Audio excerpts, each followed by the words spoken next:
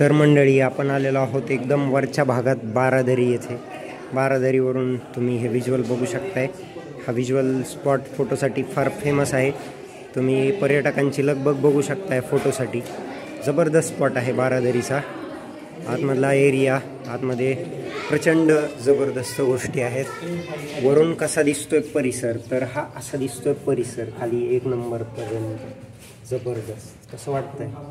भारी वाटतंय, एक नंबर. या ब्लॉगमध्ये एक ॲडिशनल गोष्ट सांगू इच्छितो मी. तुम्ही जेव्हा कुठलाही किल्ला चढत असाल आणि तुम्हाला इनफ एनर्जी मिळत नसेल ना, त्यावेळेस तुम्ही दिग्पाल लांजेकर यांनी दिग्दर्शित केलेलं जे शिवराज अष्टक आहे, छत्रपती शिवाजी महाराजांचे सिनेमे जे आलेले आहेत त्यातले 4-5, तर त्यातले गाणे ऐकले पाहिजे. म्हणजे एवढे प्युअर गुजबम्स गाणे आहेत ना, आणि ते गाणे ऐकताना आहे ना, तुम्हाला कुठल्याही गोष्टीचा कधीही कंटाळा येणार नाही. आणि तुम्ही म्हणजे फ्रॅक्शन ऑफ सेकंदमध्ये म्हणजे एनर्जी अशी नसानसात वाहू लागते अगदी अक्षरशः. एवढे दर्जेदार गाणे आहेत, म्हणजे प्युअर गुजबम्स.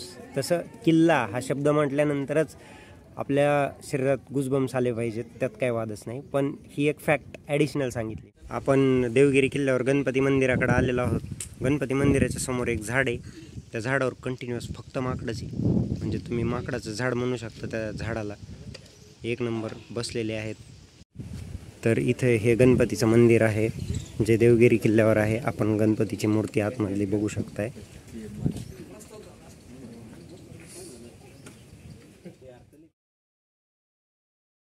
दिसलं का? रिअल तो काय? हा मग. तर मंडळी, आम्ही आलो आता मेंढा तोप जवळ. तुम्ही बघू शकता ही तोप.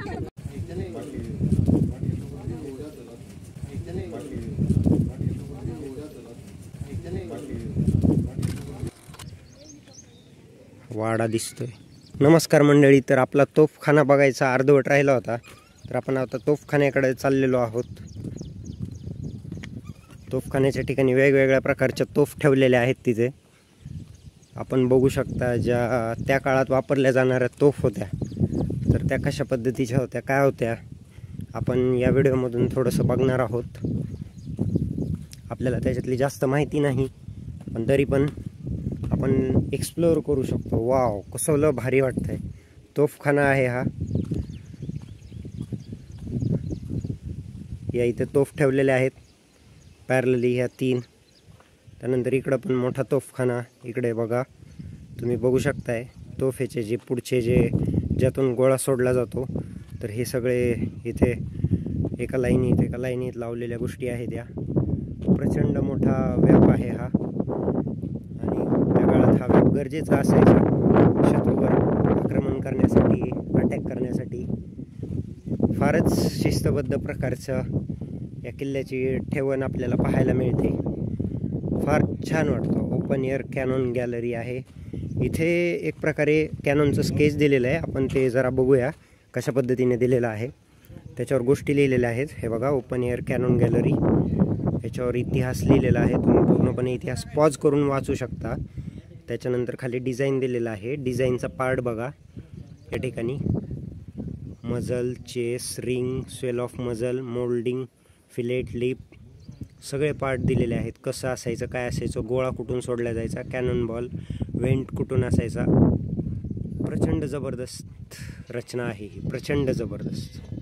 नमस्कार मंडळी. कॅनॉन गॅलरीच्या बाहेरच्या भागावर इथल्या कट्ट्यावरती जरासं बसलेलो आहे विश्राम करायला. किल्लावरून फिरून आल्यानंतर कॅनॉन गॅलरी एक्सप्लोअर करायला जा, असं आम्हाला एका गार्डनी सांगितलं होतं. तर त्या गार्डच्या सूचनेप्रमाणे आम्ही तसं केलं. मंडळी, किल्ल्यावरून दाखवताना एक जी इमारत दाखवत होतो आणि जी दाखवण्यात मी फेल ठरत होतो, किंवा त्या इमारतीचं नाव सांगण्यात मी थोडंसं फेल ठरत होतो, तर ती ही पाठीमागची जी इमारत आहे तिला चांद मिनारच म्हटलं जातं. तर चांद मिनार आहे हा. आपण चांद मिनारची माहिती बघू शकता. आता मी तुम्हाला दाखवतो व्हिडिओमधून. तर हा चांद मिनार मनोरा जो आहे, तर याची माहिती तुम्ही इथं वाचू शकताय. इंग्रजीमध्ये लावलेली आहे, हिंदीमध्ये लावलेली आहे आणि मराठीमध्ये पण लावलेली आहे. तर फारसी वास्तुकलेचं हे एक उत्कृष्ट उदाहरण आहे. या चांद मिनारचा हा उत्कृष्ट नमुना आपण बघू शकता. मी कॅमेरा थोडा व्हर्टिकल केला, आता चेंज करतो, आडवा हॉरिझॉन्टल केलेला आहे परत. तर हा उत्कृष्ट फारसी वास्तुकलेचा जो चांद मिनारचा जो नमुना आहे तो तुम्ही इथे बघू शकताय. याचा आपण एक सेपरेट फोटो पण काढून ठेवूयात. तर मंडळी, आपण आलेलो आहोत सरस्वती विहिरीकडं. सरस्वती बावडी आहे ही. तर ही बावडी कशा विशिष्ट पद्धतीच्या रचनेची आहे तुम्ही बघू शकताय.